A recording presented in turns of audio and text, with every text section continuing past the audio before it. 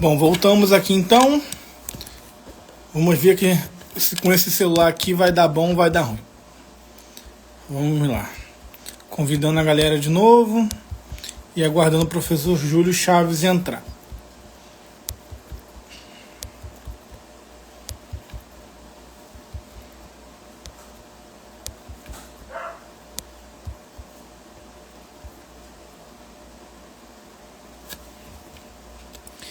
Perfeito. Só aguardando o professor Júlio agora.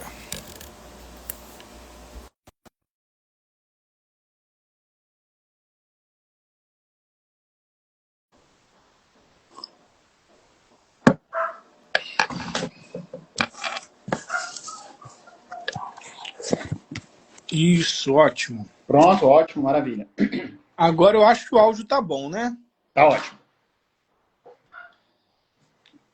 Show de bola, então. Bom, já fizemos a oração inicial, então Quero agradecer, né, o professor Júlio por ter aceitado esse convite. Essa live já é um tema que eu estava querendo abordar aqui no meu perfil há bastante tempo, só que a providência de Deus ela foi adiando, né? Eu não sabia o porquê estava sendo adiado, mas aí Deus sabe de todas as coisas. Agora eu acho que não tem ninguém mais preparado para falar sobre isso do que o Senhor. Então, para a gente começar, né? Quem é o Senhor? Quem é o professor Júlio? Então, vamos lá para a apresentação. Deixar o professor se apresentar aí. Boa noite, uma alegria enorme estar aqui com vocês hoje. Obrigado pelo convite, Caio. Meu nome é Júlio César Dias Chaves, eu sou historiador de formação. Eu sou graduado, mestre e doutor em História pela Université Laval. Na verdade, a graduação eu fiz pela UNB, né? O mestrado e o doutorado eu fiz pela Université Laval, em Quebec, no Canadá. Eu sou professor de História da Igreja e, eventualmente, também de Grego Bíblico no Seminário Maior Arquidiocesano de Brasília. E eu sou um estudioso do cristianismo antigo. Já estudo o cristianismo antigo há quase um quarto de século, né? Há quase 25 anos. E, de maneira mais específica, um especialista no estudo do Egito do século IV, no Egito da Antiguidade Tardia. Tá? Então, eu estudei bastante o contexto do Egito do século IV. Eu me especializei em literatura apócrifa, né? Literatura apócrifa preservada na língua copta. Para quem não sabe, o copta era a língua nativa do Egito na Antiguidade Tardia. E, por conta disso, eu estudei muito o contexto religioso, socio-religioso, de maneira geral, do Egito no século IV. Né? E, perdão, eu sempre fui um grande fã de Atanásio. Né? Eu até brinco, eu sou fã de Atanásio antes de ser moda. Né? E, então, eu acho que a maneira como os tradicionalistas apresentam Atanásio, ela é muito equivocada, mas além dela ser muito equivocada, porque na verdade eles se equivocam em vários âmbitos, né? Você pode falar disso até com muito mais propriedade do que eu. Historicamente, né, eles têm uma visão muito limitada da história da igreja. Mas no caso de Atanásio, isso aí me incomoda particularmente. Por quê? Primeiro, porque diz respeito à minha área específica de trabalho, que é o Egito do século IV, o Egito da Antiguidade Tardia. E segundo, porque acaba se tornando algo pessoal, né? Porque, como eu falei para você, eu sou um grande fã de Santo Atanásio. Né? Então, me incomoda particularmente. Mas, enfim, é isso.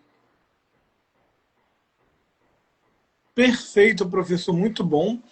Então, nós já sabemos que nós estamos falando com uma pessoa de culhão, né? Uma pessoa que tem formação na área. Antes que alguns venham aí falar besteira, né? Porque que nosso perfil também é acompanhado pelos tradicionalistas, e não é pouco. A gente está blindado que não é qualquer pessoa que está falando, é um especialista na área. Isso é muito bom, que traz um pouco de seriedade também para essa discussão, porque eu, sinceramente, sendo humilde aqui, não sou especialista nessa área, então não saberia trazer todas as informações corretas, né? Então hoje eu vou estar aqui mais para aprender do que para falar, mais para entrevistar o nosso convidado. Antes de prosseguir, eu gostaria de pedir tanto para os meus seguidores que sigam também o professor Júlio. E queria pedir também para os seguidores do professor Júlio seguir o meu perfil, tá? Tem historiador que não é red thread. Bom, para prosseguir, professor, para a primeira pergunta aqui, eu gostaria de usar uma introdução. Por que nós estamos falando de Santo Atanásio? O senhor poderia introduzir? Claro. O que acontece é o seguinte, existe uma atitude geral dos tradicionalistas, e, bom, eles não são o único grupo que faz isso, existem outros grupos de outros espectros, não só dentro não só religiosos, né, mas eles têm uma atitude anti-intelectual. De maneira geral, eles nutrem uma atitude anti-intelectual. Por que eles nutrem essa atitude? Eles têm um certo medo, um certo pavor, um certo receio de todo tipo de trabalho acadêmico. Por quê? Existem trabalhos acadêmicos, de fato, isso é verdade, não tem como negar isso, que existem historiadores, existem cientistas sociais que usam o trabalho acadêmico para falar mal da igreja, para atacar a igreja, para atacar o cristianismo, para atacar o catolicismo. Isso é um fato, isso é inegável, né? Só que o que acontece é que eles acabam partindo do princípio de que todo trabalho acadêmico, todo trabalho científico, está necessariamente contaminado com ideologias perversas.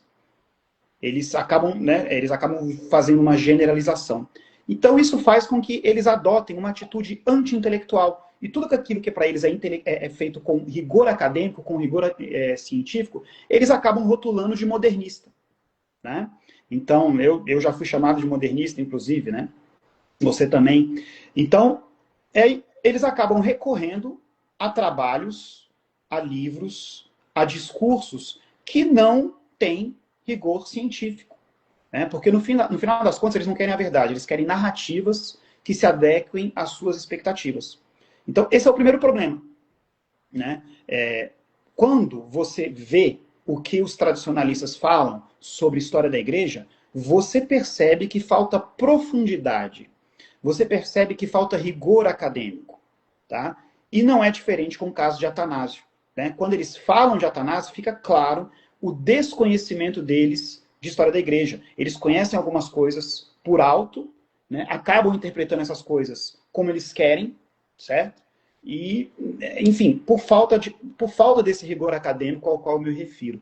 Então não é à toa, né, que o livro que se tornou referência para os tradicionalistas sobre Santo Atanásio do Brasil é o livro do Lucas Lancaster, né, que, com todo respeito, não quero parecer aqui pedante, não quero parecer aqui que eu estou querendo falar mal de alguém, estou fazendo apenas uma constatação, ok? O Lucas Lancaster não tem absolutamente nenhuma relevância acadêmica. Né? Isso é uma constatação, né?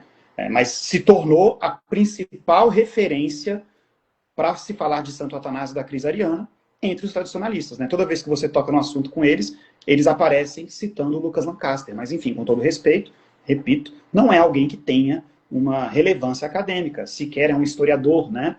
Não estou falando nada, o que eu estou falando são informações públicas. Se você entrar no perfil dele do Instagram, ele se apresenta como mestre em direito, né? Ou seja, é da área jurídica, não é nem da área de história, né?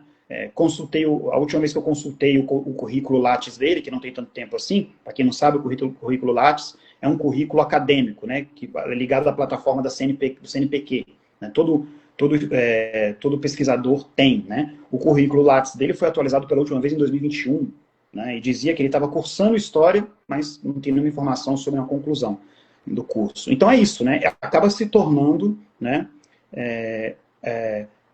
esse tipo. Por que ele não, estão perguntando aí, por que ele não tem relevância acadêmica como historiador? Porque ele não participa de congressos específicos da área, ele não publica artigos científicos, né? Por isso, quem tem relevância acadêmica é quem publica artigos científicos, né? Quem participa de congressos específicos com historiadores, né, da área, tá? Então ele não tem, né? Não é alguém que vai ser. Você não vai ver nenhum historiador de renome debatendo com o Lucas Lancaster, né? Enfim, mas eu não quero me ater a isso. Eu só estou falando aqui que acaba sendo isso que os tradicionalistas usam, certo? Então, quando você vê o que eles falam sobre Atanásio, você percebe que falta profundidade, que falta conhecimento, né, histórico da parte deles. E eu até já falei isso no Instagram, né? No meu Instagram tem até um post sobre isso, já fiz uma sequência de histórias sobre isso, né? Porque o que acontece? Quando eles falam de Atanásio, eles gostam muito de equiparar Atanásio ao Lefebvre, certo? É o que eles procuram fazer, né? E dizer que da mesma forma que o Atanásio lutou, né, pela ortodoxia no século IV, o Lefebvre lutou pela ortodoxia atualmente no século XX.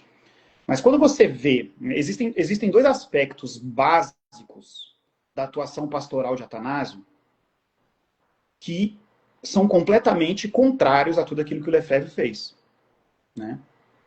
Primeiro, Atanásio passou a vida dele inteirinha lutando a favor de um concílio e não contra um concílio, né?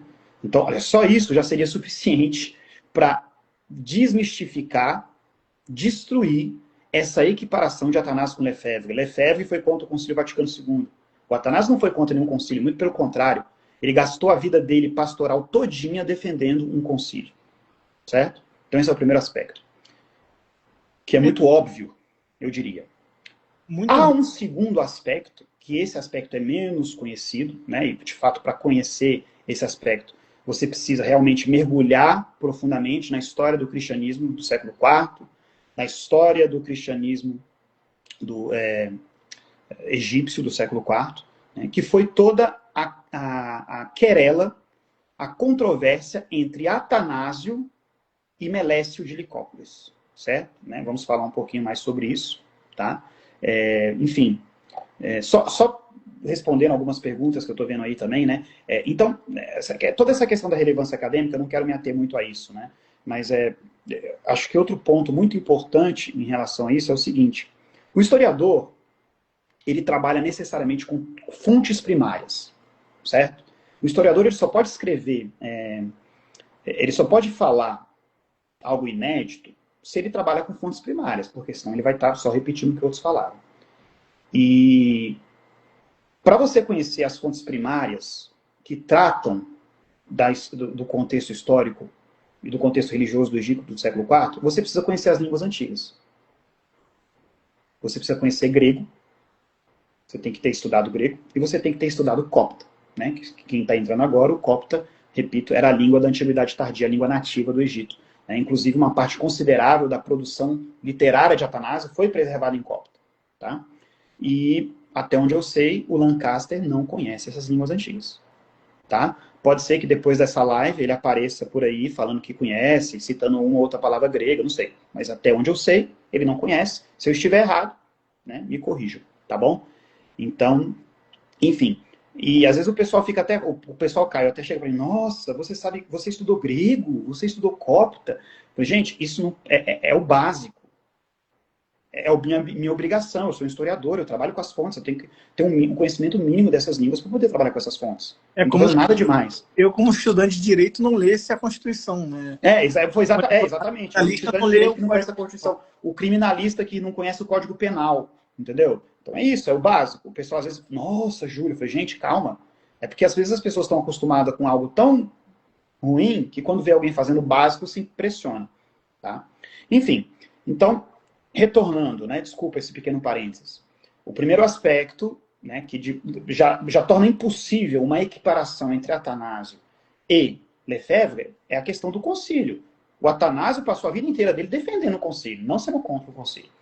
O segundo aspecto, que aí realmente os tradicionalistas geralmente eles mostram um certo desconhecimento, é a querela entre Atanásio e Melécio de Licópolis. Talvez a maioria de vocês, né, vocês que estão nos escutando agora, talvez vocês nunca tenham ouvido falar de Melécio de Licópolis. Você conhecia Melécio de Licópolis, Caio, antes de falar comigo?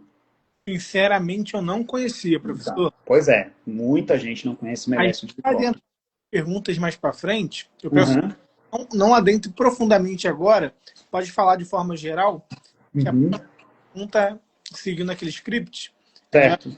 Não é de Atanásio, mas pode... Só Melécio, né? O Melécio, ele era um bispo do Egito, um bispo da cidade de Licópolis, certo? Que fez exatamente o que o Lefebvre fez. Ele ordenou bispos e sacerdotes fora de sua jurisdição. E Atanásio passou a vida inteira combatendo Melécio. Melécio criou um cisma na igreja do Egito. Nós chamamos de cisma meliciano, por causa de Melécio. Né? Toda vez que eu falo isso, né, a palestra que eu dei aqui há alguns meses aí no Rio de Janeiro, né, no congresso sobre os 1700 anos do Concílio de Nicéia, toda vez que eu falava meliciano, o pessoal ria, né, porque lembrava de miliciano, mas não é miliciano, é meliciano. Tá? Então, o Melécio de Licópolis causou um cisma na igreja no Egito, exatamente por quê? Porque ele ordenou sacerdotes, né, à revelia. Tá? Então, ele fez exatamente aquilo que o Lefebvre fez. E o Atanásio não apoiou o Melécio, muito pelo contrário, ele passou a vida pastoral dele todinha lutando contra Melécio e os seus seguidores. Então, só esses dois aspectos já são suficientes para a gente desconstruir toda essa retórica falsa, tradicionalista, que procura equiparar Atanásio a Lefebvre. Muito interessante. Nossa, é de fato uma informação raríssima, caríssima aqui para os nossos telespectadores, que eu, inclusive, sendo honesto, não conhecia, tá? Essa questão de Melécio é uma novidade para mim também. Então, tá uma grande aula isso daqui. O professor citou aqui algumas coisas, né, sobre a comparação de Atanásio com Lefebvre e sobre a questão de Melécio, que nós vamos comentar de forma mais profunda daqui a pouco. Mas eu acho que a primeira pergunta, que é uma pergunta para a gente começar com tudo agora, que é algo que a maior parte dos nossos telespectadores talvez estejam se perguntando, né, que já mandaram para o senhor essa pergunta, já querendo antecipar, né, querendo expor. Apareceu lá na minha caixinha. Exato. Vamos entrar para a primeira pergunta, então, que, quem sabe, vai despertar os telespectadores a continuarem aqui até o final. Quem está assistindo, continue até o final. Santo Atanásio, professor, foi realmente excomungado? Qual foi o contexto dessa suposta excomunhão? Bom, então, os tradicionalistas gostam muito de falar desse episódio, né, que seria a suposta excomunhão de Atanásio, proferida pelo Papa Libério, no século IV, durante a controvérsia ariana, certo? Primeira coisa que a gente tem que levar em consideração para tratar dessa questão de maneira séria, de maneira científica, de maneira acadêmica, é o seguinte: nós temos que evitar anacronismos. Né? Para quem não sabe, o anacronismo é o grande vilão, né? É o grande inimigo do historiador. Né? O A é o prefixo A grego, né? Que é o prefixo de negação, e cronismo vem do deus Cronos, né? O deus do tempo. Então, o anacronismo é você tratar uma situação do passado com os seus olhos do presente. Né? É você tentar entender algo que aconteceu no passado, não com o olhar do passado, mas com o seu olhar de hoje. E quando os tradicionalistas tratam dessa questão, eles são extremamente anacrônicos. Então, a primeira coisa que a gente tem que levar em consideração é isso. Por quê? Porque hoje, o peso político-eclesial de uma excomunhão é muito maior do que o peso político-eclesial de uma excomunhão antigamente. Né? Uma excomunhão, hoje é raríssimo a excomunhão. Você concorda comigo que hoje uma excomunhão é algo raro? É raríssimo que aconteça uma excomunhão. Tá? Por quê? Porque nós temos uma série de normas codificadas no direito canônico. As regras são muito claras. Né? Então, para chegar ao ponto de alguém ser excomungado, é algo realmente seríssimo. É algo seríssimo. Em outras épocas, no passado, quando você não tinha toda uma codificação do direito canônico, né, a excomunhão, era algo banal. Acontecia era muito mais comum acontecer excomunhões. As excomunhões aconteciam à torta e à direita. Nós temos exemplos aí de pessoas que foram, no passado, que foram excomungadas 3, 4 vezes. Né? Então, o Henrique, vamos pegar um caso conhecido aqui, Henrique IV, imperador do Sacro Império Romano Germânico. Na época da controvérsia das investiduras, ele foi excomungado 3 vezes. Né? Então, excomungava, retirava a excomunhão. Né? Então, essa é a primeira coisa que a gente tem que entender. O peso da excomunhão de Lefebvre é muito maior, do ponto de vista eclesial, do que qualquer excomunhão do passado. Tá claro isso? A gente não pode dizer que tem o mesmo peso. Essa é a primeira questão. A segunda questão é o seguinte, né? Tem alguém falando da Madonna, né? A Madonna nunca foi excomungada, mas ela fica falando que já foi várias vezes excomungada, ela nunca foi excomungada, né? Então, hoje é raríssimo uma pessoa se excomungar uma vez, imagina várias, né? Então, o segundo ponto que nós temos que analisar é o seguinte: a situação do século IV era uma situação muito complicada para a igreja, né? Por quê? Porque as perseguições acabaram no início do século IV, mas a partir do momento em que o Império Romano passou a se interessar pela igreja, o Império Romano também passou a interferir nos assuntos da igreja, né? Começou a haver uma interferência dos imperadores nos assuntos eclesiásticos. O próprio Santo Atanásio, quem conhece um pouquinho da história de Santo Atanásio, ele foi exilado 5 vezes por 5 imperadores diferentes, né? Por quê? Porque os imperadores metiam o bedelho, né, nos assuntos eclesiásticos, certo? Então, a famosa excomunhão que foi proferida contra Atanásio pelo Papa Libério, ela tem que ser entendida nesse contexto. Por quê? Porque ela foi uma excomunhão forçada. O Papa Libério foi preso e foi exilado pelo imperador Constâncio II, ok? E o Papa Libério, ele foi obrigado a aprovar o afastamento de Atanásio, que tinha sido decidido por um sínodo, certo? E ele fez isso sob pressão política do imperador Constâncio II, inclusive porque a diocese de Roma estava sendo, né, então, entre aspas, governada por um antipapa na época, Félix, né? Então o Papa Libério só seria autorizado a retornar a Roma se aceitasse a excomunhão, né? Então, a primeira coisa que eu pergunto para você, Caio, houve alguma interferência política na excomunhão de Lefebvre? De forma alguma. De forma alguma. Algum político, algum governante, algum chefe de Estado obrigou alguém a excomungar o Lefebvre? De forma alguma. Pelo contrário, né? O caso de Lefebvre foi um caso muito particular, porque o Papa, pelo cardeal Ratzinger na época, avisou Lefebvre: olha, não faça essas sagrações, ainda deu aviso prévio, não faça isso, você estará recaindo em cisma. Lefebvre, mesmo com aviso prévio, foi lá e fez. Aí veio a bula, a motu próprio Ecclesia Dei, confirmando canonicamente essas excomunhões. Então, foi tudo dentro da lei. Tudo dentro da lei. Então você acha que dá para a gente equiparar uma situação com a outra, Caio? De forma alguma. E agora que você está falando, né, dessa questão da excomunhão forçada, a gente chega só existe uma única conclusão. O Papa, os atos administrativos do Papa não têm vínculo, não têm valor se forem forçados. Claro.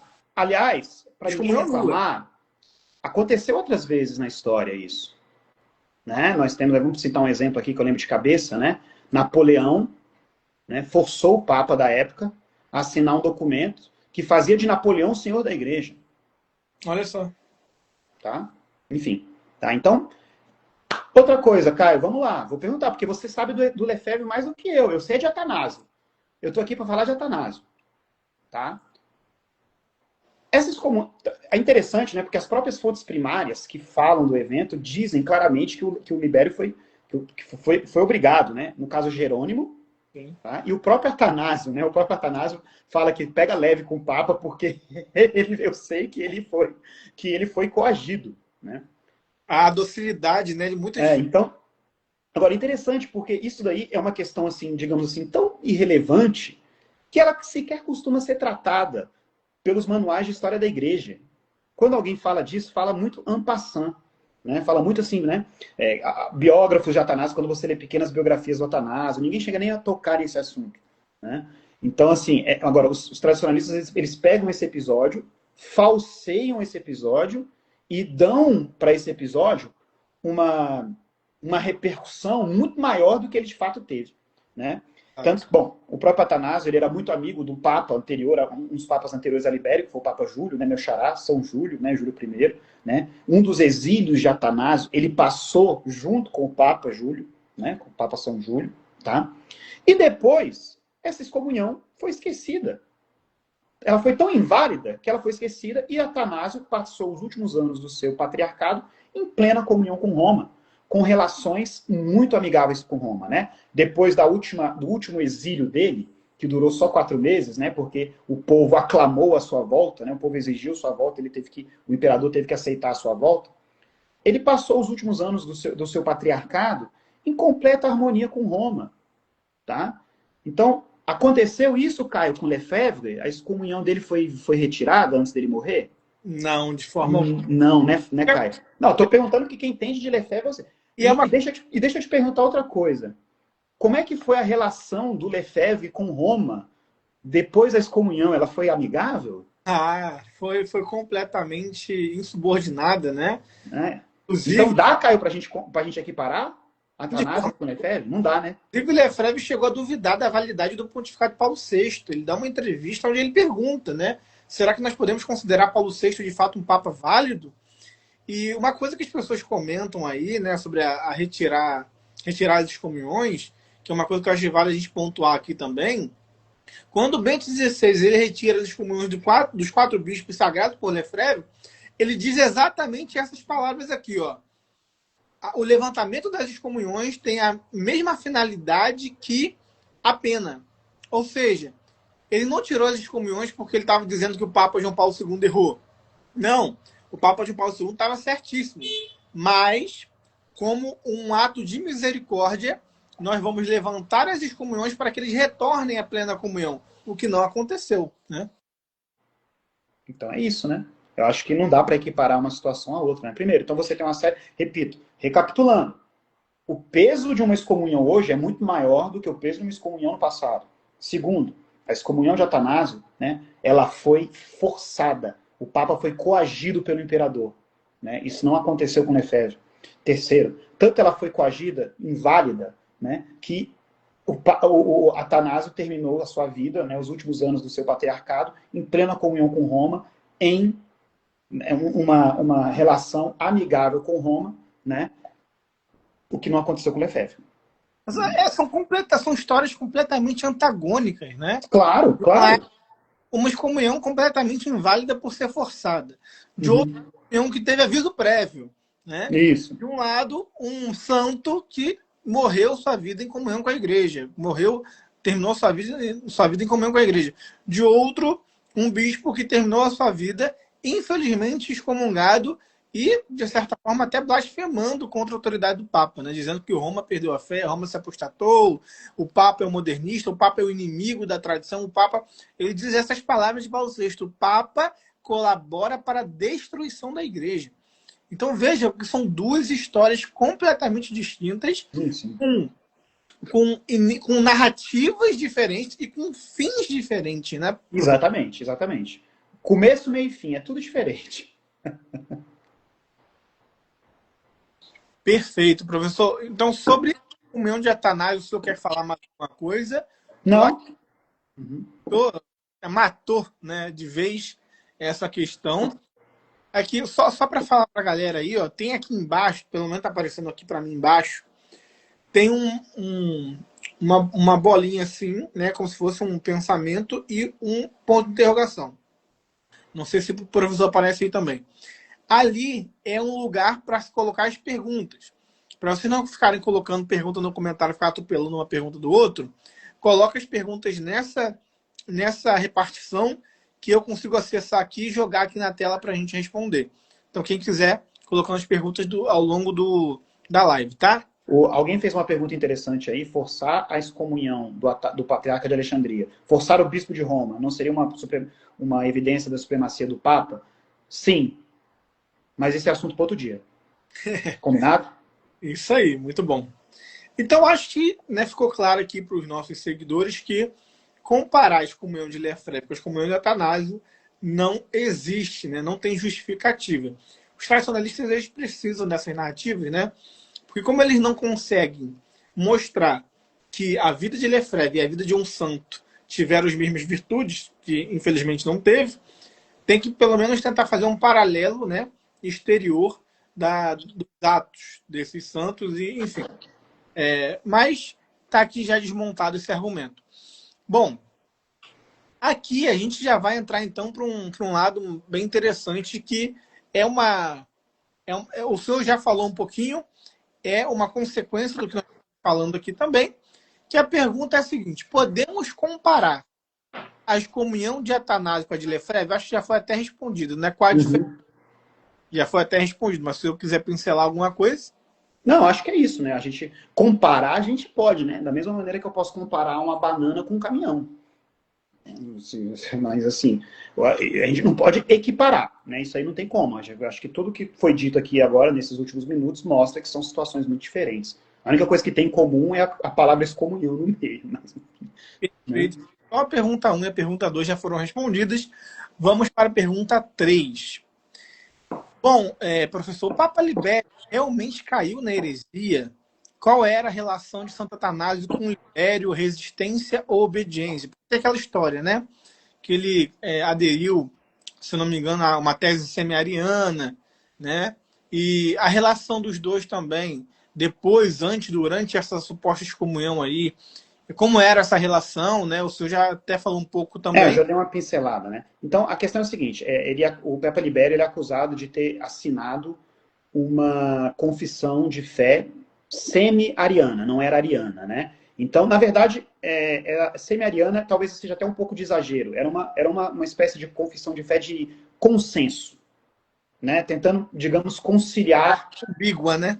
Exatamente, era uma confissão de fé ambígua, né? E, bom, se vocês duvidam de mim, repito, é algo tão banal que você pega o Daniel Hobbes, ele praticamente nem fala do assunto, porque é algo realmente muito assim, né, que não tem tanta importância, né? São os tradicionalistas que dão uma amplitude muito maior do que a realidade para isso, tá? Mas ele foi coagido, na verdade, foi o mesmo ato, né? A coação do imperador Constâncio II era para que ele assinasse essa profissão de fé de consenso e aprovasse a deposição de Atanásio, certo? Então foi o mesmo ato, né? Ambos foram obrigados, né? Ele foi coagido a fazer as duas coisas pelo imperador. Hoje, né, é consenso praticamente entre os historiadores que foi isso que aconteceu, porque as fontes falam, as fontes que trazem o evento falam disso, tá? E, inclusive, o Papa Pio IX, né, para não ter problema, para ninguém reclamar, tá? Para ficar bom para todo mundo, Caio, tá? Não foi Francisco, não foi Bento XVI, não foi João Paulo II, não foi Paulo VI, não foi João XXIII, foi Pio IX. Tá bom para você, Pio IX? Foi Pio IX. O Pio IX isentou o Libério de qualquer responsabilidade nesse episódio, porque ele foi coagido, ele não estava agindo, né? Tá? Então, é O isso. Papa dos sílabos, né? Que os É. tradicionalistas adoram. Tá bom, então, para não ter problema com ninguém, tá? Muito bom. E parece que o próprio Atanásio, não sei se o Atanásio chegou a defender o Papa nesse sentido. Não sei se o senhor chegou a pincelar isso. Ele não chegou eu não sei se ele chegou a defender propriamente, mas ele falou que ele sabia que ele tinha sido coagido, né? Então, ele fala meio que isso em própria defesa. Fala, olha, não vale porque todo mundo sabe que ele foi obrigado, né? Ele fala isso, então. E outra coisa também, né, como a gente falou, Uhum. se um documento é ambíguo, ele tem duas interpretações. Sim, Ele exatamente. É uma espécie de profissão de fé de consenso, como eu falei. Ele é ambíguo. Ele estava tentando ficar em cima do muro, tentando reconciliar as duas partes, né? É A gente isso. faz a comparação com que o Papa. Agora me fugiu a memória do nome dele, mas aquele Papa que falou sobre o monotelismo, que depois teve um concílio ecumênico que fez o anátema. Acho que é o Papa Sérgio. Agora eu Honório. não lembro também. Mas já é posterior, né? Já é depois da.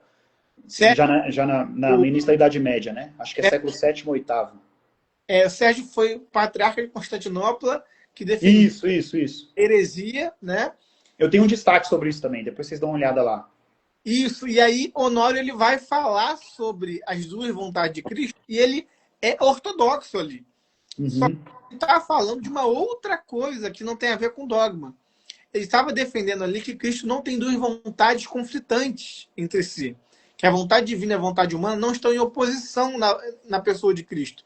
Então, por isso, ele teria uma única vontade, ou seja, uma vontade de fazer o que Deus quer que ele faça, a vontade direcionada à vontade de Deus seria uma única finalidade da vontade de Cristo, né? E aí, só que é ambíguo. Aquilo que ele falou não era, olha, vamos definir aqui as duas vontades, vamos condenar o monoteísmo. Não. Ele meio que usou uns termos que ele estava falando sobre a doutrina verdadeira, porém, ao mesmo tempo, dava para interpretar de forma errada, como o monotelismo queria. Só que a intenção do Papa Honório não era errada. Tanto é que o próximo Papa, o João alguma coisa, fez uma apologia ao Papa Honório, falando, olha, ele usou termos ambíguos, mas o que ele queria dizer não era a favor do monotelismo, não era a favor da heresia, né? Então, outra coisa que a gente tem que levar em consideração também é isso. O Papa ter assinado um documento que pode ser interpretado de forma ambígua, ou seja, tanto correta como incorreta, deve-se levar em consideração também o pensamento do próprio Papa. O que o Papa defendeu antes e depois de ter assinado Isso, e como eu falei, ele foi coagido, ele foi obrigado. Né? Exatamente. Então, é aquilo, né? Interpretar sempre aquilo que o Papa fala no geral, e levando em consideração a sua boa vontade também. Mas o ato administrativo em si é nulo, né? Porque ele foi coagido. Bom, além disso, né? A relação de Honório de Atanásio e Libério, como era essa relação? O senhor falou alguma coisa sobre isso? Não, o Atanásio, ele meio que isenta, né, o Libério, porque ele fala, olha, eu sei que ele foi coagido, ele fala também como se, em defesa dele, né, fala, não valeu, galera, não tá valendo, né, a gente sabe. E assim, com o Libério, eu acho que ele não teve mais relação, mas depois, né, os papas posteriores, ele teve boa relação, como eu falei, ele terminou a vida dele, ele terminou o patriarcado dele, os últimos anos como patriarca, em comunhão com Roma, e com boas relações com Roma. Então não tinha esse negócio de resistir ao Papa. Não. Não tinha essa história. Então, ótimo. Vamos para o próximo tema aqui, então. Já tem algumas perguntas aqui na caixinha. Novamente, eu quero falar para quem entrou agora. Tem uma caixinha com um ponto de interrogação aqui embaixo. É só clicar nela e colocar a sua pergunta que nós vamos responder já no final dessa live, tá bom? Bom, o professor, olha só. A seguinte pergunta agora, ó. Santo Atanásio realmente sagrou bispos sem o mandato do Papa da mesma forma que fez Lefebvre? Porque os tradicionalistas começaram a levantar aí, supostamente nos últimos dias, uma história de que Atanásio teria sagrado bispos igual Lefebvre, sem jurisdição, né? E usando isso para justificar o erro de Dom Lefebvre. Como que é essa história aí? Adoro. Essa é a minha parte predileta. Eu estava esperando por isso, né? Enfim. Primeiro, a gente tem que... Vamos voltar um pouquinho e vamos entender como começou a treta do Melécio com o Patriarcado de Alexandria. Como começou o cisma meliciano. Então, para isso, a gente precisa ter um pouquinho de conhecimento de história da igreja do século IV. Né? No ano 303, começou a perseguição do imperador Diocleciano, que muito provavelmente foi a perseguição mais significativa da história do cristianismo. E durante essa perseguição, tanto Melécio quanto Pedro, que na época era o patriarca de Alexandria, foram presos. E eles ficaram na mesma cela. Ok? Então, vamos lá. Caio, eu sou historiador. Aquilo que eu falo, eu tenho que apoiar em fontes primárias. Tá? Eu não saio falando coisa, não. Aqui, o historiador profissional, ele se apoia em fontes primárias. Então, essa história nos é contada por Epifânio de Salamina, na sua obra mais famosa, Panarium. Tá bom? Então, eu posso até dar a referência exata para vocês aqui, porque eu gosto muito de dar a referência exata das coisas, tá? Panarium, cadê? Vou achar aqui, peraí. Panarium, livro 2, 68.3. Quem tiver duvidando de mim, vai lá e confere. Panarium, livro 2, 68.3. Ele conta que enquanto eles estavam na cela, Pedro, patriarca de Alexandria, e Melécio, bispo de Nicópolis, começou uma discussão sobre a readmissão dos lapsi. O que são os lapsi? Os lapsi eram, o termo latim, né, eram aqueles que apostatavam, aqueles que diante da perseguição renegavam a fé, para não morrer, para não serem torturados, etc. Então eles falaram, eles pensaram, uma hora essa perseguição vai acabar, e vai acontecer que nem aconteceu na perseguição anterior, a perseguição de Décio, no imperador Décio. O pessoal que apostatou vai querer voltar para a igreja. Mas como é que a gente vai fazer? A gente vai recebê-los de volta? Se a gente vai recebê-los de volta, como que a gente vai receber? O Pedro, patriarca de Alexandria, ele era um pouco mais indulgente. Ele falou, nós vamos recebê-los de volta, né? Tudo bem, erraram. Já o Melécio, ele era a favor de que a readmissão só fosse feita mediante severíssimas penitências públicas. Né? Que o lápis só poderia ser readmitido na igreja se ele fizesse severíssimas penitências públicas. Então, aí começou a desavença entre Melécio e Pedro, né, o representante do Patriarcado de Alexandria. Certo? Depois, mais tarde na perseguição, o Pedro continuou preso, ele acabou sendo martirizado depois, Pedro, o patriarca de Alexandria, e o Melécio não, o Melécio foi solto. E aí o Melécio aproveitou-se da prisão do Pedro, do fato do Pedro estar ausente da sua cátedra, né, de patriarca de Alexandria, e excomungou pessoas dentro da diocese do Pedro. Né? Ou seja, ele furou a jurisdição dele. Além disso, mais uma vez, quem conta isso é Epifânio de Salamina, no Panário, tá bom? Ele saiu pelo Egito ordenando bispos e sacerdotes fora da sua jurisdição. Qual era a jurisdição de Melécio? Licópolis. Ele era bispo de Licópolis. Ele só tinha jurisdição na cidade de Licópolis. Ele saiu ordenando fora de Licópolis a revelia do Patriarcado de Alexandria. E foi aí que iniciou-se o chamado cisma meliciano. Né? Os melicianos, eles formaram uma igreja paralela. Olha só, Caio, o cara fez exatamente o que o Lefebvre fez. Ele formou uma igreja paralela. Então, eles se chamavam a si mesmos de Igreja dos Mártires. Olha. Em oposição à Igreja Católica. Então, olha só, não estou inventando os termos, tá, Caio? Não, debaixo do sol, né?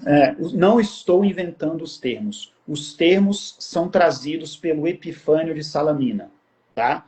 Então, ele formou uma verdadeira hierarquia paralela com padres, bispos, mosteiros, existiam mosteiros melicianos, tá? Ele formou uma verdadeira igreja paralela, ele formou um verdadeiro cisma, tá? Então, esse é o chamado cisma meliciano. E Atanásio passou a sua vida inteira pastoral lutando contra Melécio e contra o cisma meliciano. Tá? E aí, né, aparece aí o argumento dos tradicionalistas. Veja bem, em momentos difíceis, né, as pessoas retas, elas acabam fazendo coisas que estão mais ou menos fora da regra. O próprio Atanásio ordenou fora de Alexandria. É verdade que Atanásio ordenou fora de Alexandria? É verdade. Só qual é o problema? Qual o problema desse argumento? O problema desse argumento, e aí quando quando os tradicionalistas usam esse argumento, tá? Eles demonstram mais uma vez que eles não conhecem a história da igreja, que falta profundidade no conhecimento deles da história da igreja. O patriarca de Alexandria, ele não era bispo de Alexandria, ele era patriarca de Alexandria. A jurisdição dele era todo o Egito. Ele era o patriarca do país, do Egito. A jurisdição dele não se limitava a Alexandria. Então, quando o patriarca de Alexandria, fosse ele Atanásio, fosse ele um antecessor de Atanásio, fosse ele um sucessor de Atanásio, a jurisdição dele era todo o Egito. Tá? Caio, você pode agora só acreditar em mim, ou você pode pedir que eu prove o que eu estou falando. Vamos provar então, vamos provar. Vamos provar. Fonte primária. Reclamar. Fonte documental. Para não ficar chato e a gente ficar se delongando aqui, eu tenho post sobre, como é que fala? Destaque sobre isso, tá? Acabei de escrever um artigo que vai ser publicado aí, né, sobre os 1700 anos do Concílio de Nicéia, quem quiser conferir depois, mas eu vou citar 3 fontes documentais do século IV que atestam que a jurisdição do patriarca de Alexandria ia muito além dos limites da cidade de Alexandria. Que a jurisdição do patriarca de Alexandria se aplicava a todo o Egito. E é por isso que a gente não pode dizer que Atanásio saiu da sua jurisdição quando ele ordenou fora de Alexandria. Então vamos lá. A primeira fonte documental que eu quero mostrar para vocês é a vida de Pacômio. Não sei se você já ouviu falar de São Pacômio. São Pacômio é tido como o fundador do monasticismo cenobita, né? Os monges que vivem em mosteiros. A vida de São Pacômio, que é do século IV, foi preservada em copta, a língua do Egito na Antiguidade Tardia. Então, né, o cara que quer estudar isso, ele precisa, né, ter um mínimo de conhecimento de copta. Tá bom? O parágrafo 28 da vida de Pacômio, da vida boarídica de Pacômio, né, preservada especificamente nesse dialeto boarídico, relata nada mais, nada menos que uma visita pastoral de Atanásio aos monges da região da Tebaída. A Tebaída é a região lá no sul do Egito, onde fica a cidade de Tebas. Tá? Então, a Tebaída fica distante cerca de 800 quilômetros de Alexandria.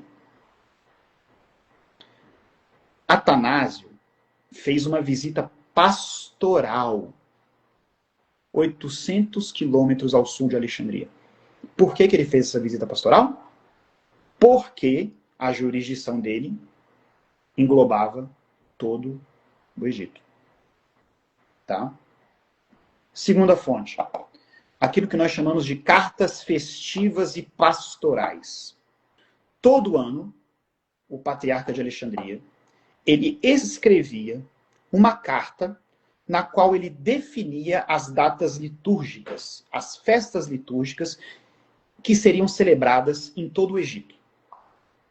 E ele aproveitava essa carta para fazer uma catequese, né? Falar de algum assunto doutrinal. Atanásio escreveu essa carta várias vezes, enquanto ele esteve à frente, né, do patriarcado de Alexandria. Agora, o que eu quero que você perceba? Eu quero que você perceba o seguinte: ele está escrevendo uma carta que se destina a todo o Egito. Quem está definindo o calendário litúrgico do Egito é quem? O patriarca de Alexandria. A carta dele era escrita em grego, né? O patriarca de Alexandria é uma cidade altamente helenizada, altamente influenciada pelo grego, então ele escrevia em grego. Essa carta era traduzida para o copta, que era a língua nativa do Egito, e era enviada para todos os recantos do país.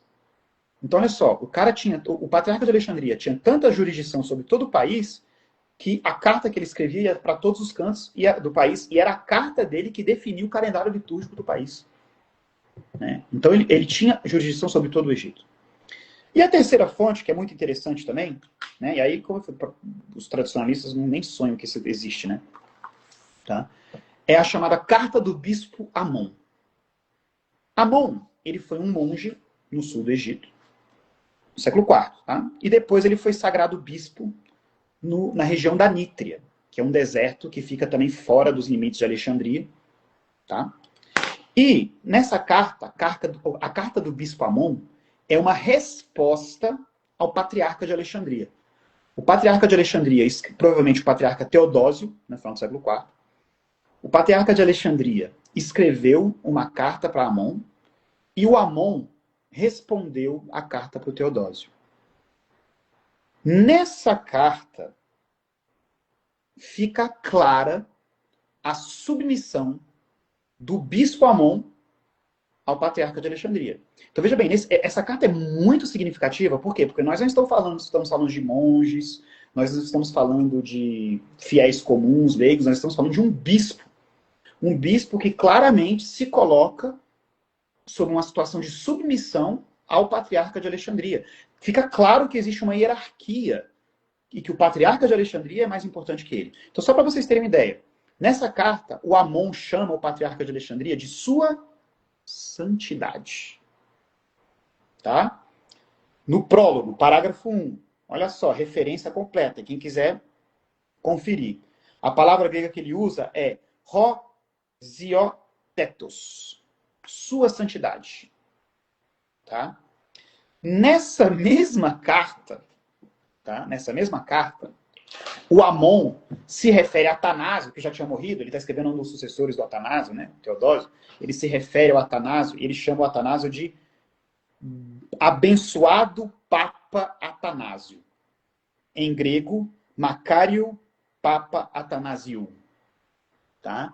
Então, por que ele está... Né? A expressão Papa, né, é uma expressão que é usada pelos patriarcas do Egito, né, desde muitos séculos, né, vem do grego pai, né? Inclusive, o Bento XVI, quando o último patriarca copta foi eleito, né, o último patriarca copta ortodoxo, Tuadros II, ele enviou uma carta de saudação chamando o patriarca Tuadros II de Papa, né? Então é tradicional que eles chamam aos patriarcas de Alexandria de Papa. Não quer dizer que ele está acima ou igual ao bispo de Roma, né? Era só uma maneira de se referir a ele. Mas, enfim, essa carta deixa clara a situação do patriarca de Alexandria, né? Então a gente não pode dizer que Atanásio, ele,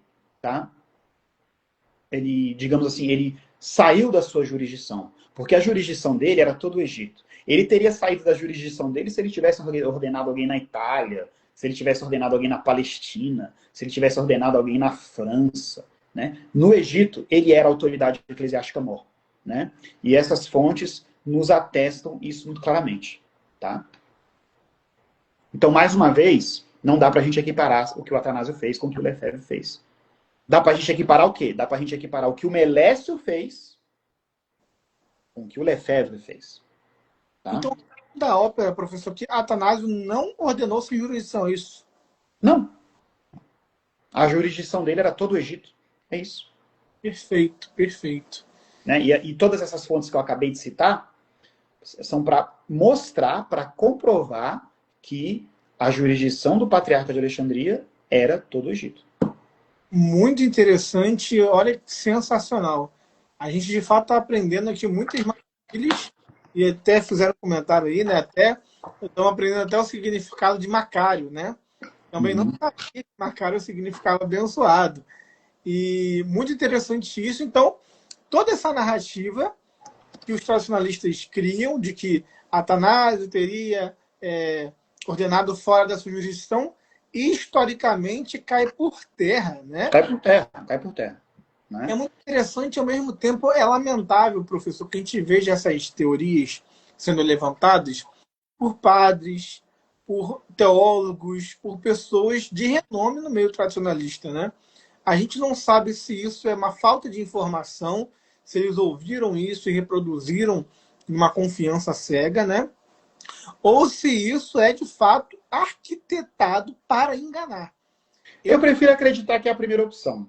Eu também prefiro acreditar que seja a primeira opção. Só que isso já é problemático, né? Porque quando a gente fala da vida intelectual, quem trabalha com vida intelectual tem o dever moral de saber que aquilo que ele está passando para frente é verdadeiro ou não, né? Agora, a partir do momento em que a gente apresenta a verdade e a pessoa tem contato com a verdade, tem capacidade de...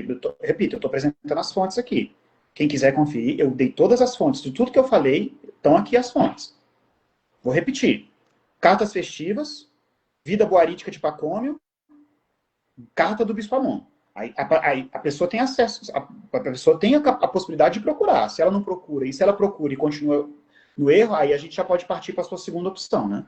Olha, realmente eu quero saber se algum tradicionalista vai ousar fazer uma resposta à nossa live aqui, tá? E aí, Caio, deixa eu, só para completar, né, nessa questão das fontes, repito, é minha obrigação. Eu, como historiador, eu tenho que conhecer as fontes primárias, né? Eu tenho que ter um conhecimento, eu tenho que ter estudado as línguas antigas, né? Então, nós temos também um conjunto de papiros que atestam, tá? Além do próprio, falei mais cedo, né, do Panário, do Epifânio, nós temos um conjunto de papiros que atestam, primeiro, a excomunhão do próprio Melécio, né, proferida pelo Pedro de Alexandria, tá?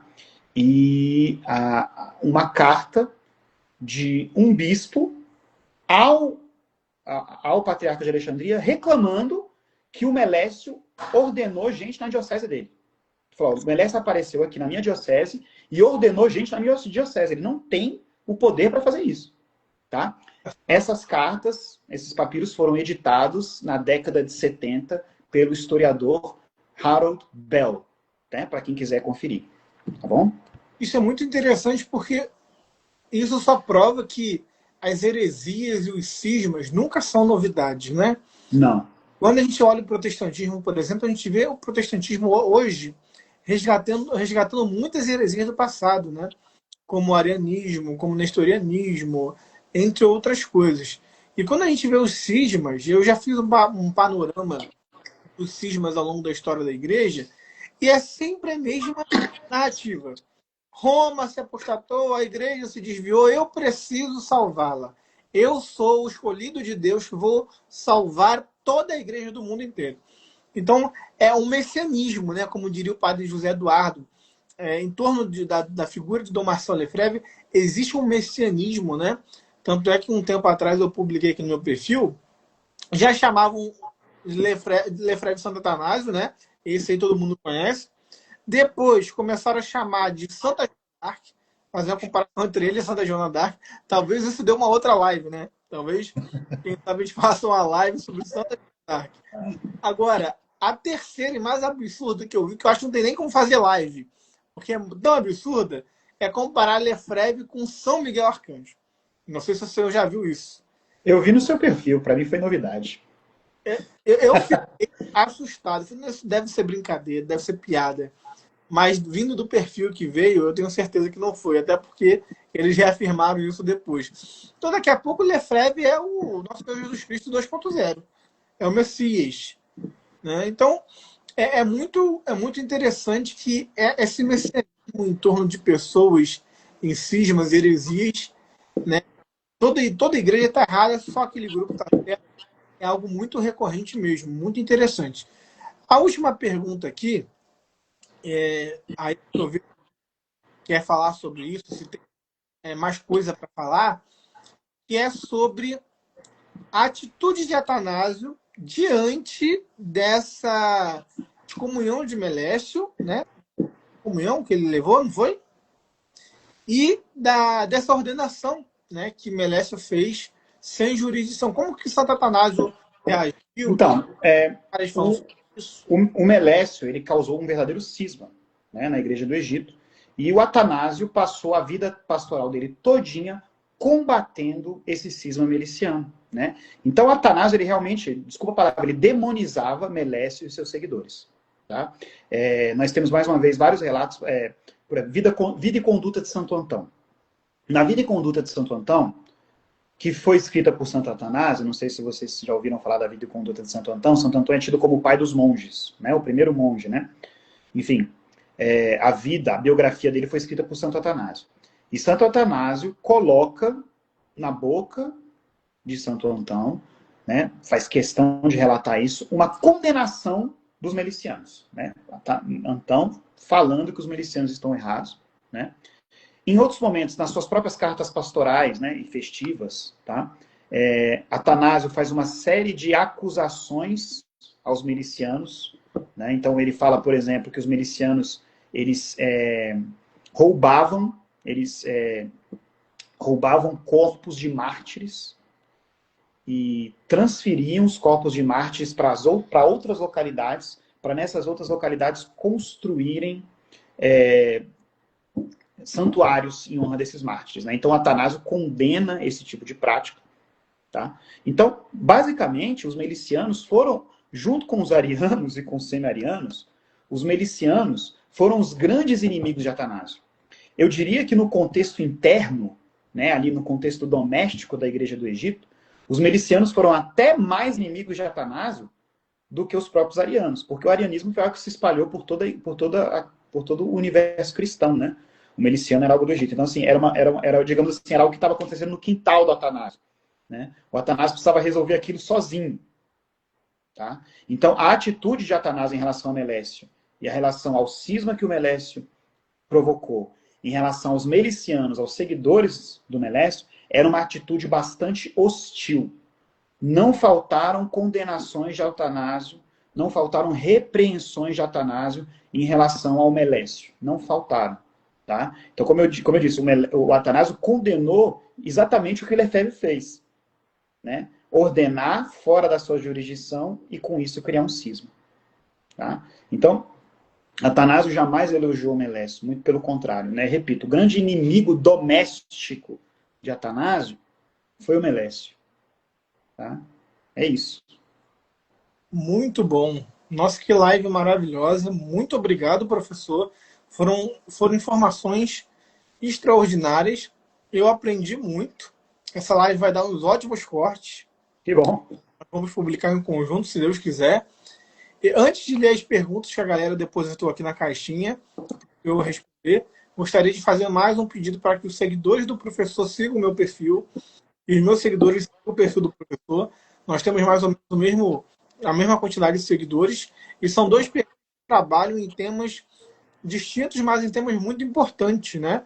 E que dentro desse tema de atanásio a gente entra em consenso também nas nossas perspectivas de continuismo, de historiador, né? E estamos unindo o nosso apostolado aqui para trazer uma informação verdadeira, segura, fundamentada, documentada, que talvez você não viu em nenhum outro lugar. Então, só por isso eu acredito que nós dois merecemos a sua atenção aí e que você siga o nosso perfil, nos ajude nesse apostolado. Vamos para as perguntas.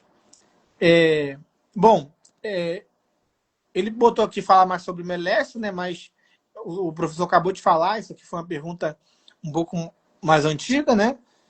O professor acabou de falar, então vamos para a próxima.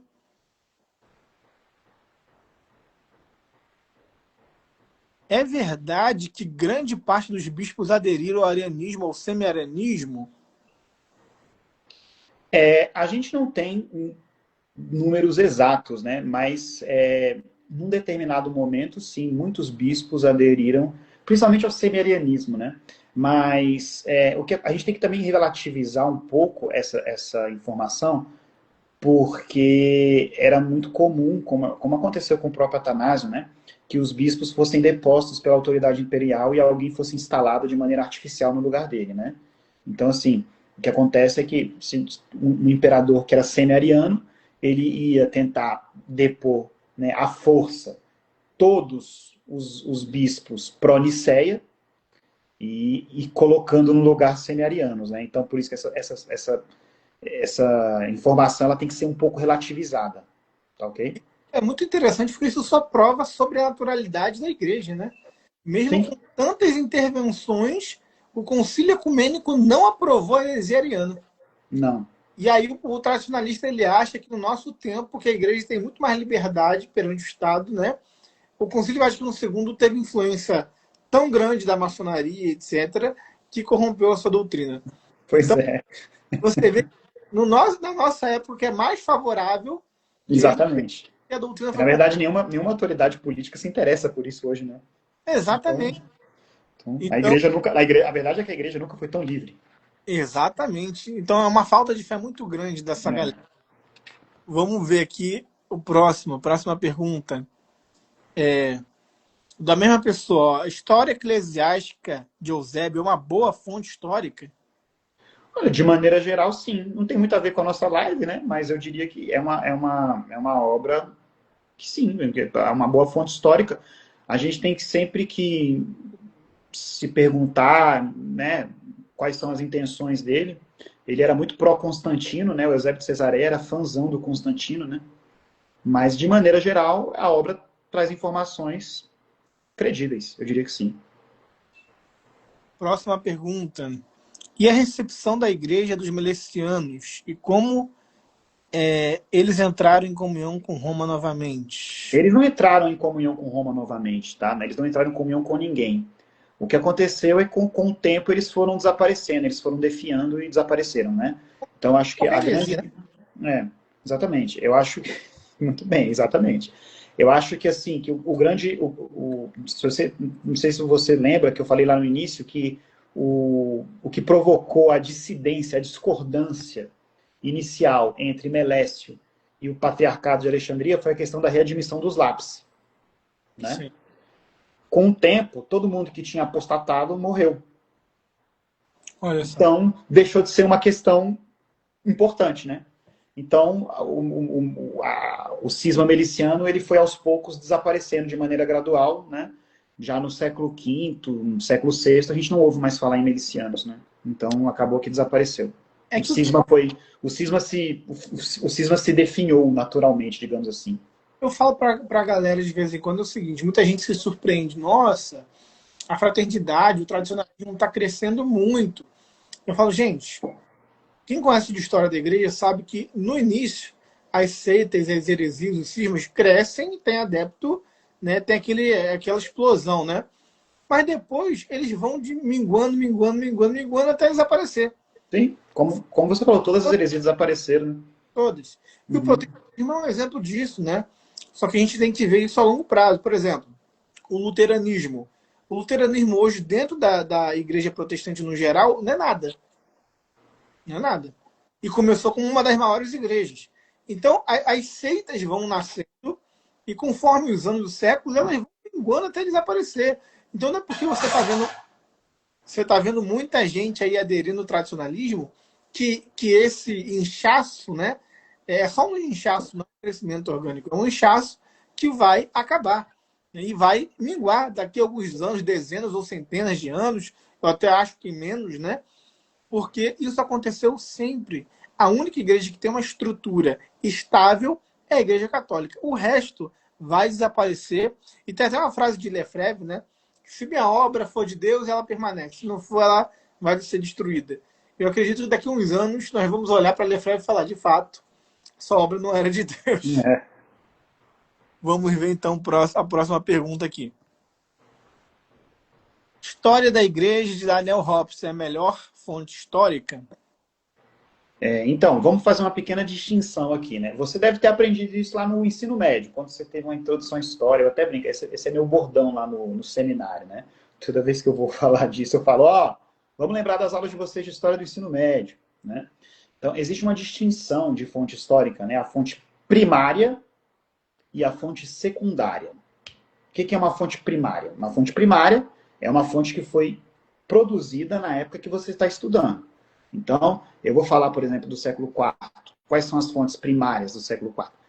Que foi escrito no século IV, que foi produzido no século IV. Tá? Os escritos do próprio Atanásio, o que o Epifânio de Salamina escreveu, etc. Tá? Então, isso são as fontes primárias.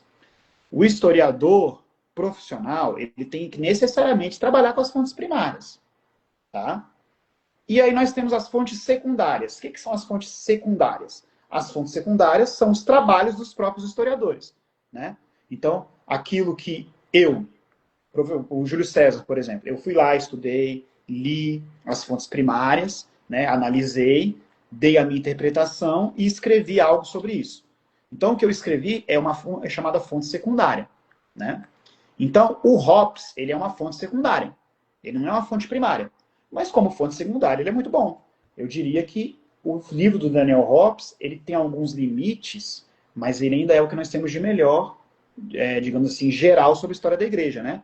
Geralmente as críticas que são feitas ao Daniel Hobbes é que, primeiro, ele escreveu na década de 30, né? Então, como ele escreveu na década de 30, ele não fala nada da história recente da igreja. Não tem nem como, né? O cara escreveu na década de 30, não pode falar nada depois da década de 30. E ele também, como ele escreveu na década de 30, ele não acompanhou toda a evolução da ciência histórica nos últimos 100 anos. Né? Nós temos aí, por exemplo, grandes aportes da arqueologia, por causa da tecnologia. Nós temos hoje muito mais informações arqueológicas do que nós tínhamos na época dele. Né? Então ele tem esse limite. E a outra crítica que se faz ao Daniel Hobbes é que ele é muito eurocêntrico. Eu diria até que ele é muito francocêntrico, né? Porque como bom francês, todo francês que se preze, ele acha que a França é o centro do universo. Então ele tem uma tendência a focar muito na história da igreja na França. Mas eu diria que o Daniel Hobbes ainda é o que nós temos de melhor como manual da história da igreja. Se você quer ter uma visão ampla da história da igreja, certamente a coleção do Daniel Hobbes é o que nós temos de melhor. Tá? Só é muito grande, né? É um projeto a longo prazo, né? Aí o cara que for ler o Daniel Hobbes todo vai precisar de uns 3, 4 anos, pelo menos. Mas, assim, eu diria que se você quer aprender a história da igreja, se você tem tempo para ler todos os livros do Daniel Hobbes, manda bala. Muito bom. Vamos ver a próxima pergunta.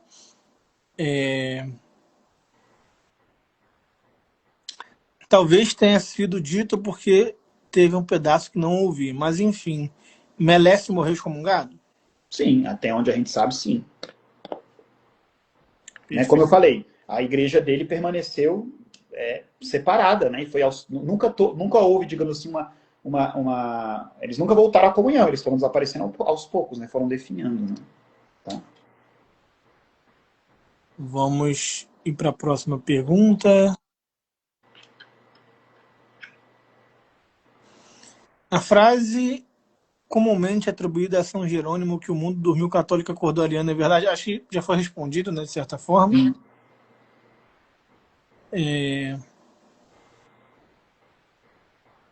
São Roberto Bellarmino defende o Papa Libério no disputa sobre a fé cristã, não foi? Não sei, aí eu não sei. Aí já é um pouquinho mais posterior ao meu período de... Pode ser que sim, mas eu não sei. Essa eu não saberia responder. Show, vamos Quem para eu outro sei que defendeu foi o Pio IX, né? e o nome. É. Perfeito. Eu citou aqui também, né? Isso aí acho que eu vou ter que responder. Por que os lefrevistas acreditam na santidade de Lefebvre? Eu acho que é basicamente o mesmo, né, que a gente comentou aqui levemente. Quando você tem um líder, né, que prega algo, por exemplo, aquela ideia de que toda a igreja errou e só eu estou certo, você precisa tornar essa pessoa um santo. Porque para você desconfiar do Papa, dos bispos, de um concílio ecumênico, de uma missa De um papa não, né? De vários papas, de né? vários, né? São 7 até Hum, agora, desde João 23. hum. Então, para você desconfiar dessa galera toda, você tem que depositar sua fé em algo. Senão você perde a fé na igreja. E, de fato, você, quem confia já perdeu a fé na igreja, porque você desconfia de 7 papas, de um concílio ecumênico, você desconfia dos bispos do mundo inteiro em comunhão com o Papa, mas não desconfia de um único bispo que foi excomungado e morreu excomungado. Ou seja, esse homem tem que ser o homem mais santo da face da terra para fazer um prodígio desse. Ele tem, Se ele não fosse santo, o pessoal não faz sentido, né? é, né, ele E que nem isso, porque eles também discordam de todos os santos pós-Vaticano II, né? Que são pró-Vaticano II. Todos os santos que... Né? são anos de história sendo jogado no lixo, né? Um concílio ecumênico, papas, santos. Então o cara tem que ser muito brabo, né? Para você falar que o cara tá certo, né?